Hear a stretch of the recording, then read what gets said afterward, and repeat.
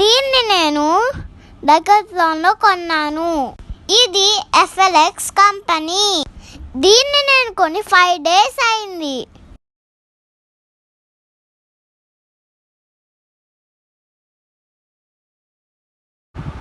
ఇది మా అన్నయ్య బ్యాగ్.